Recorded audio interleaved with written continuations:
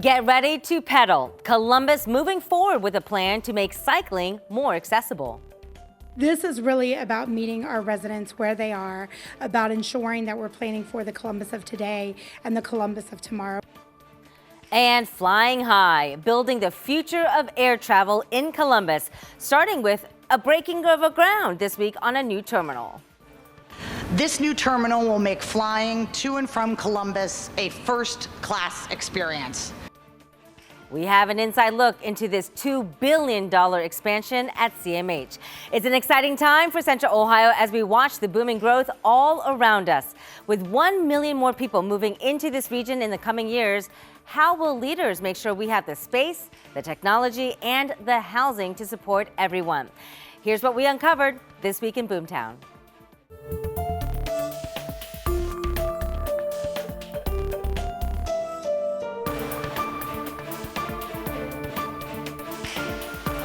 Congratulations, we got ourselves a bike plan. Columbus City Council this week passed a new Bike Plus plan. This vision is to build hundreds of miles of bike lanes, trails, and pathways all across Columbus. I'm Angela Ann, and you're watching This Week in Boomtown. Columbus leaders say the new Bike Plus plan will address transportation problems already being felt today. 10 TV's Carla Rogner shows us where we might soon see some relief. The plan calls for 487 miles of additional bike trails throughout Columbus. The city says this plan will be essential as Columbus grows. The city of Columbus is expecting 1 million more residents in the next 25 years. And with more people comes more cars. But according to City Council member Lourdes Barroso de Padilla, the answer to prevent more traffic is more safe bike lanes. If we're welcoming 1 million more people into this region, or 2 million more people into the region, we can't have that many cars on our freeway system. The city's now approved Bike Plus plan calls for nearly 500 miles of bikeways, mapped out here in the city's vision plan. It also looks to connect current bikeways. The plan is already in place in some areas, like here on East Broad Street, where the city has added a bike lane with a barrier from traffic. This is about giving folks more options that feel safe. The city has also identified communities of interest, highlighted in this map in blue, where people currently face the most transportation challenges. The city hasn't updated its bikeway plan since 2008. Brian Ashworth, transportation planning manager for the city, says Bike Plus is essential, especially with the growing population. It's for the people who want to ride more or need to ride more. And how do you encourage people to do that, to want to use a bike instead of a car? I mean, it starts with us as a city providing safe infrastructure. That's what I think Bike Plus aims to do, is help provide that safe infrastructure on our roadways. Ashworth says having the Bike Plus plan approved by council will simplify the process to get funding for the projects, which could come from the city budget, Link Us revenue, and grants. The plan has no end date, and the city says it could take years or even decades to see it all the way through. Reporting in Columbus, Carla Rogner, 10 TV News. Carla, thank you. Well, from the ground to the skies, a new age in air travel is coming to Columbus in 2029. That's only 5 years away. But this new airport terminal at John Glenn Columbus International is designed to meet the growing population in Central Ohio. It'll have 7 new gates, bringing the total at CMH to 36. This week, city, state, county, and federal leaders hosted a groundbreaking for the $2 billion project near the airport tower. We also learned from the Columbus Regional Airport Authority about the possibility of more international flights on the horizon. We have more nonstop destinations today than we've ever had, and we are working on new ones every single day. We're very optimistic about the future of the state of Ohio, and this is an airport that's going to meet those expectations. So here's how the cost of the project breaks down. The terminal is $1.6 billion with a new parking garage slated for $178 million and $92 million going to the design. Now, one of the sticking points for the project involves including minority businesses. The airport says 26% of the project is set aside for those groups.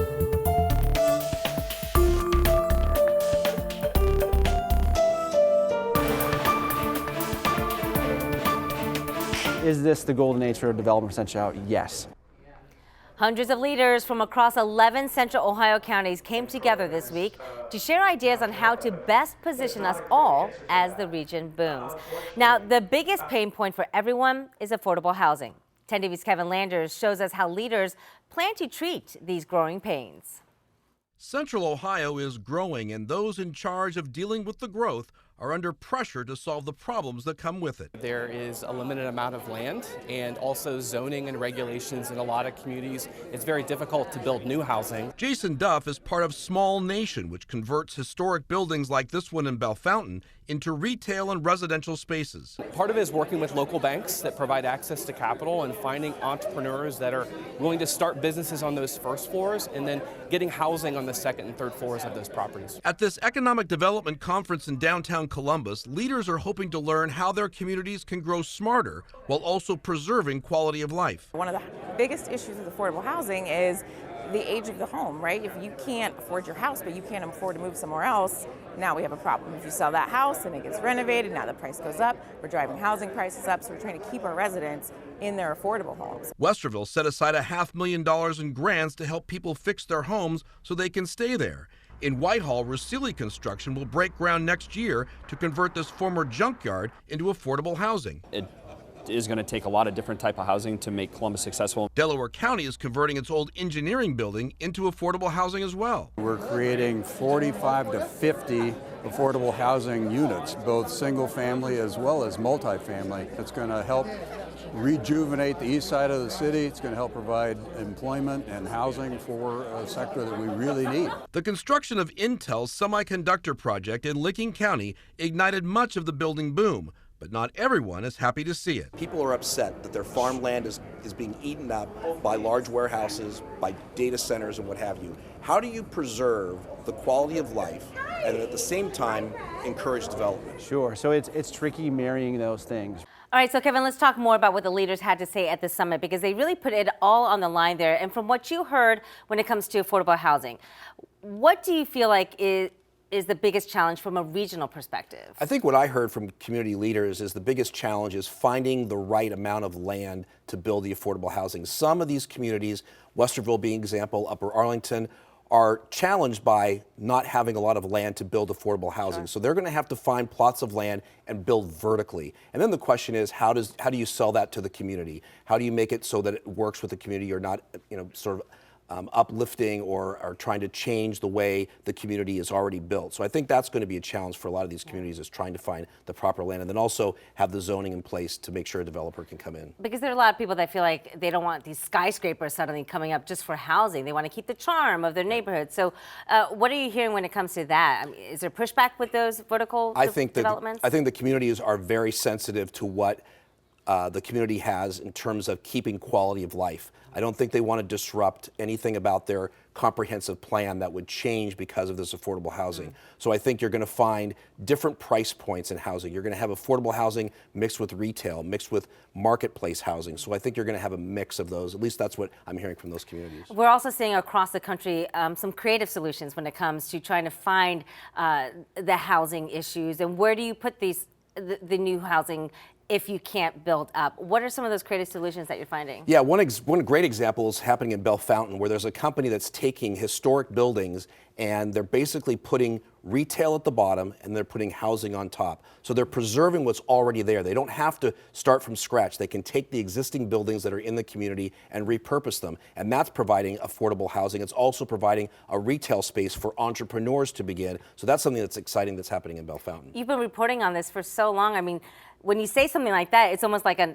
aha moment, or at the same time, you could ask, why didn't they think of this before? Yeah, I think a lot of it has to do with financing. These developers have to come in and they have to get creative to make these things work, to make a profit, and banks have to be able to see they're getting a return on their investment. So I think it takes a lot of creativity in housing right now to try to make a deal that works. And I think some of these people are doing a really good job, and it's cool that it's happening here in Central Ohio. You know, some people feel like all of this might price them out of where they live already, and they don't want to leave their homes, right? I mean, this is a legacy house, and they want to pass it on to their children. So are some of these communities doing anything to help people preserve where they currently live? I spoke to one of the leaders in Westerville who has a program where they've actually created a grant I think they said it was the first in Ohio, that's allowing homeowners to apply for money to help fix up their house if they need new HVAC, if they need a roof. Some of these people may not be able to afford it on their limited income. Now the city has set aside, I believe it was $500,000 in repairs so that people can stay in their homes, they don't have to leave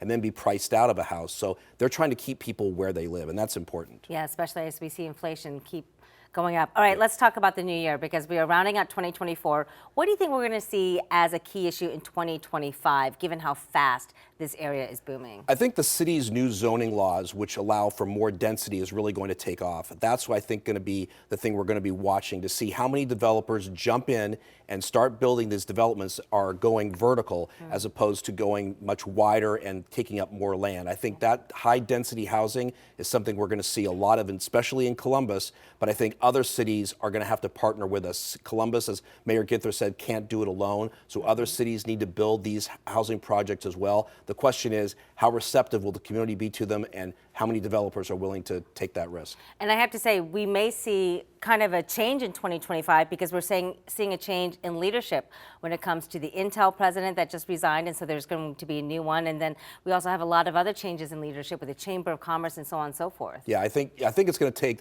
a political will to change the way housing works in Central Ohio. It's going to take people from all different sides of the community, whether it be philanthropy, whether it be churches, whether it be city government, so forth. I think it's going to take a large group of people to come together and say, this is a problem we all want to solve together, and we'll see how it goes. All right, we'll take it from there. Yep. Kevin, thank you so much for joining us here on This Week in Boomtown.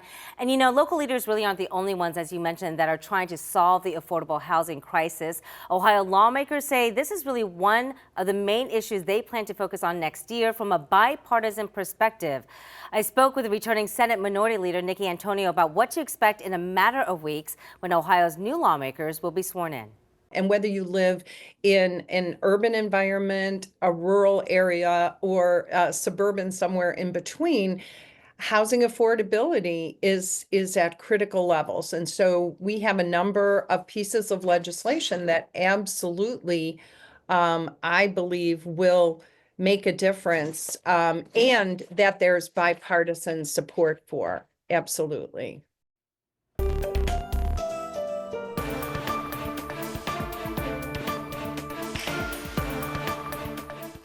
Well, you could soon see more construction in Dublin's popular Bridge Park. The developer is proposing new plans that include an office building, condos, and a parking garage. Now, take a look at some of these renderings that you can see how the Bridge Park neighborhood will now extend towards Sawmill Road. There are also plans for a restaurant space and actually 2 phases of condos. The first would have 89 units. People who have long called Dublin home say that they're pretty hopeful for these changes. We were here before Bridge Park even existed, and just seeing how it's really brought the community together, it really improves the property values around here. We come here all the time for farmers markets, restaurants, just walking around with our dog, enjoying it. Now the developer is still working with CODA to acquire the land for a second condo complex. That one is expected to have more units than the first at 105. Well, as we close out this episode of This Week in Boomtown, we are looking at how Central Ohio agencies are trying to meet the demand for diverse housing options here in the Buckeye State. This week, the Home Matters to Ohio Coalition released more than 10 strategies that will support and increase the housing supply. Those include improving a number of tax credits available for families living in low-income housing and also people trying to buy single-family homes. Another strategy, providing legal help to renters who are facing eviction. The group says Ohio has seen higher numbers across the state, and the coalition points to the city of Columbus's new zoning code as a key to bringing tens of thousands of new units to market.